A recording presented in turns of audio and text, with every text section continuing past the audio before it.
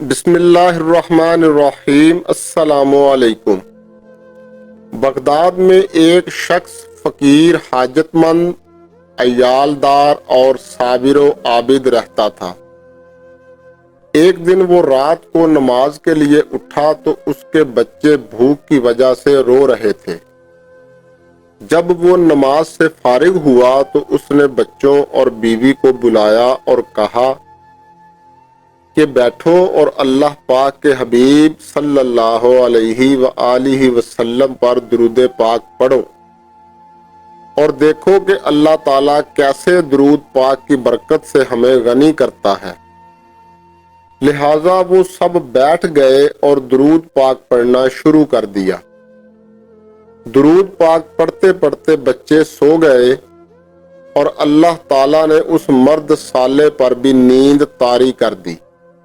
جب آنکھ سو گئی تو قسمت جاگ اٹھی اور وہ شاہ کونین صلی اللہ علیہ وآلہ وسلم کے دیدار کی دولت سے مشرف ہوا۔ آقائے دو جہاں صلی اللہ علیہ وآلہ وسلم نے تسلی دی اور فرمایا، جب اللہ تعالیٰ کے حکم سے صبح ہوگی تو اے پیارے امتی، تجھے فلاں مجوسی کے گھر جانا ہوگا اور اسے میرا سلام کہنا، نیز یہ کہنا کہ تیرے حق میں جو دعا ہے وہ قبول ہو چکی ہے، اور تجھے اللہ پاک کے رسول صلی اللہ علیہ وآلہ وسلم فرماتے ہیں کہ اللہ تعالیٰ کے دیے میں سے مجھے یعنی قاصد کو دے۔ یہ فرما کر رسول پاک صلی اللہ علیہ وآلہ وسلم تشریف لے گئے اور وہ مرد صالح بیدار ہوا تو مسرت و شادمانی انتہا کو پہنچی ہوئی تھی، لیکن اس نے دل میں سوچا کہ جس نے خواب میں حضور پاک صلی اللہ علیہ وآلہ وسلم کو دیکھا، اس نے الحق حضور پاک صلی اللہ علیہ وآلہ وسلم کو ہی دیکھا، کیونکہ شیطان حضور پاک صلی اللہ علیہ وآلہ وسلم کی شکل میں نہیں آ سکتا۔ پھر یہ بھی محال ہے کہ حضور پاک صلی اللہ علیہ وآلہ وسلم نے مجھے ایک آگ کے پجاری مجوسی کی طرف بھیجیں اور پھر اس کو سلام بھی فرمائیں، یہ کیسے ہو سکتا ہے؟ وہ دوبارہ سو گیا تو پھر قسمت کا ستارہ چمکا، پھر نبی کریم صلی اللہ علیہ وآلہ وسلم نے وہی حکم دیا۔ جب صبح ہوئی تو مجوسی کے گھر پوچھتا ہوا پہنچ گیا۔ مجوسی کا گھر تلاش کرنے میں کوئی دشواری نہ ہوئی کیونکہ وہ بہت مالدار تھا، اس کا کاروبار وسیع تھا۔ جب مجوسی کے سامنے ہوا تو چونکہ مجوسی کے کارندے کافی زیادہ تھے، اس نے اسے اجنبی دیکھ کر پوچھا، کیا آپ کو کوئی کام ہے؟ اس مرد صالح نے فرمایا، وہ میرے تیرے درمیان علیحدگی کی بات ہے۔ اس نے نوکروں غلاموں کو حکم دیا کہ وہ باہر چلے جائیں۔ جب تخلیہ ہو گیا تو مرد صالح نے کہا، تجھے ہمارے نبی کریم صلی اللہ علیہ وآلہ وسلم نے سلام فرمایا ہے۔ یہ سن کر مجوسی نے سوال کیا، کون تمہارا نبی؟ فرمایا، حضرت محمد مصطفیٰ صلی اللہ علیہ وآلہ وسلم۔ یہ سن کر مجوسی نے کہا، کیا آپ کو معلوم نہیں کہ میں مجوسی ہوں اور میں ان کے لائے ہوئے دین کو نہیں مانتا؟ اس پر اس مرد صالح نے فرمایا، میں جانتا ہوں، لیکن میں نے 2 بار حضور پاک صلی اللہ علیہ وآلہ وسلم کو دیکھا ہے اور مجھے اسی بات کی تاکید فرمائی ہے۔ یہ سن کر مجوسی نے اللہ تعالیٰ کی قسم دلائی کہ کیا واقعہ تجھے تمہارے نبی نے بھیجا ہے؟ اس نے کہا، اللہ تعالیٰ شاہد ہے اور مجھے یہی فرمایا ہے۔ پھر مجوسی نے پوچھا، اور کیا کہا ہے؟ اس نیک مرد نے کہا، حضور پاک صلی اللہ علیہ وآلہ وسلم نے مزید یہ فرمایا ہے کہ تو اللہ تعالیٰ کے دیے ہوئے میں سے مجھے کچھ دے۔ اور یہ کہ تیرے حق میں دعا قبول ہے۔ اس مجوسی نے پوچھا تجھے معلوم ہے کہ وہ کون سی دعا ہے؟ اس نے جواباً فرمایا مجھے علم نہیں۔ پھر مجوسی نے کہا میرے ساتھ اندر آ، میں تجھے بتاؤں وہ کون سی دعا ہے۔ جب میں اندر گیا اور بیٹھے تو مجوسی نے کہا اپنا ہاتھ آگے بڑھائیں تاکہ میں آپ کے ہاتھ پر اسلام قبول کروں، اور اس نے ہاتھ پکڑ کر کہا اشہد ان لا الہ الا اللہ و اشہد ان محمدن عبدہ و رسولہ۔ اسلام قبول کر لینے کے بعد اس نے اپنے ہم نشینوں کو کارندوں کو بلایا اور فرمایا سن لو، میں گمراہی میں تھا، اللہ تعالیٰ نے مجھے ہدایت دی ہے، میں نے ہدایت قبول کر لی اور میں نے تصدیق کی اور میں ایمان لایا ہوں اللہ تعالیٰ پر اور اس کے پیارے نبی محمد مصطفیٰ صلی اللہ علیہ وآلہ وسلم پر، لہذا تم میں سے جو ایمان لے آئے تو اس کے پاس جو میرا مال ہے وہ اس پر حلال ہے، اور جو ایمان نہ لائے وہ میرا مال ابھی واپس کر دے، اور آئندہ نہ وہ مجھے دیکھے نہ میں اسے دیکھوں۔ تو چونکہ اس کے مال سے کافی مخلوق تجارت کرتی تھی، اس کے اعلان سے اکثر ان میں سے ایمان لے آئے، اور جو ایمان نہ لائے وہ اس کا مال واپس کر کے چلے گئے۔ پھر اس نے اپنے بیٹے کو بلایا اور فرمایا بیٹا، میں نے اسلام قبول کر لیا ہے، لہٰذا اگر تو بھی اسلام قبول کر لے تو تو میرا بیٹا ہے اور میں تیرا باپ ہوں، ورنہ آج سے نہ تو میرا بیٹا ہے اور نہ میں تیرا باپ۔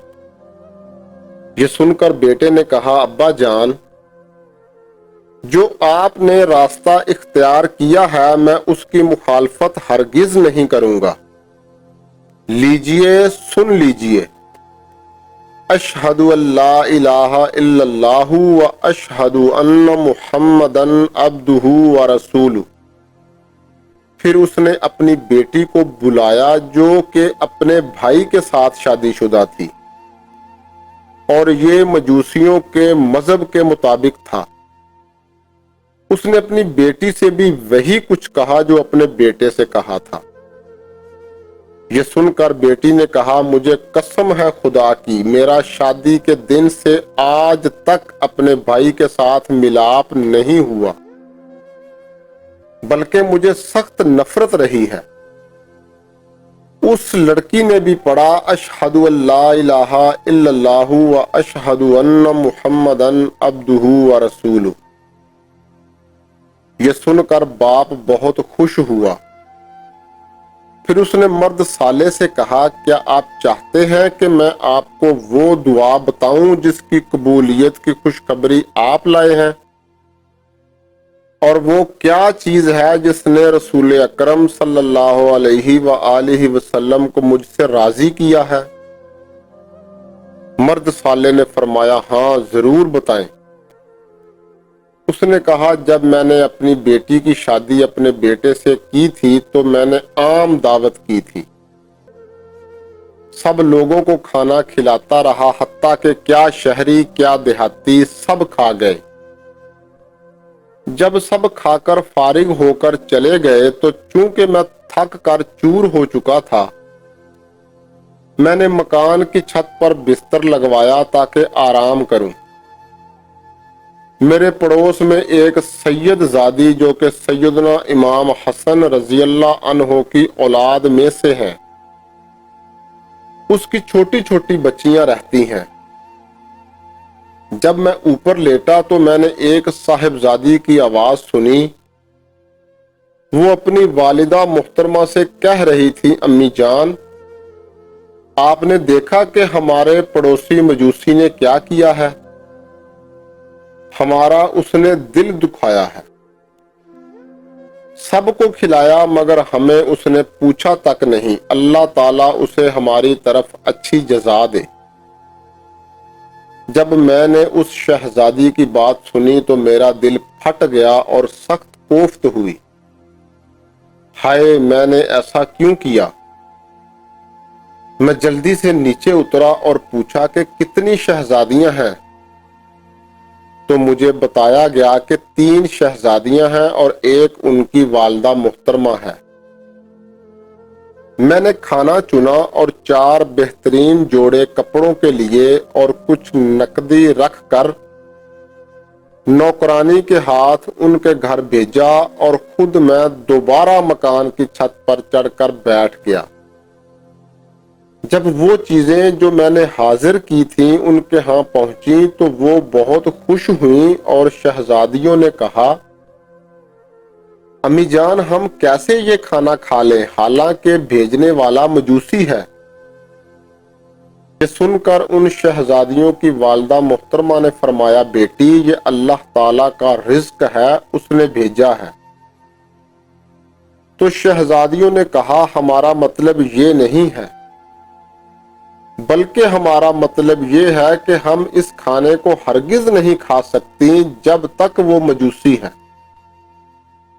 پہلے اس کے لیے اپنے نانا جان کی شفاعت سے اس کے مسلمان ہونے اور اس کے جنتی ہونے کی اللہ تعالیٰ سے دعا کریں۔ ان شہزادیوں نے دعا کرنا شروع کی اور ان کی والدہ محترمہ آمین کہتی رہیں۔ لہذا یہ وہ دعا ہے جس کی قبولیت کی بشارت حبیب خدا صلی اللہ علیہ وآلہ وسلم نے تیرے ہاتھ بھیجی ہے۔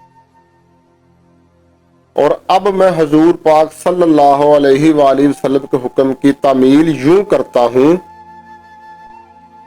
کہ جب میں نے اپنی بیٹی کی شادی اپنے بیٹے سے کی تھی تو میں نے ساری جائیداد میں سے نصف ان لڑکے لڑکی کو دی تھی اور نصف میں نے رکھا تھا۔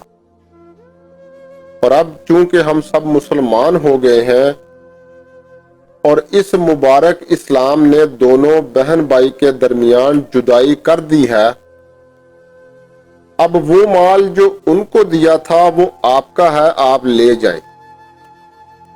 درس حیات۔ اس واقعہ سے یہ سبق ملا کہ سادات کرام کی خدمت کرنے سے اللہ تعالیٰ اور اس کے حبیب صلی اللہ علیہ وآلہ وسلم راضی ہوتے ہیں اور اس کے عوض جنت اور شفاعت نصیب ہوتی ہے، اور یہ کہ نبی پاک صلی اللہ علیہ وآلہ وسلم اپنی امت کے ہر فرد سے واقف ہیں۔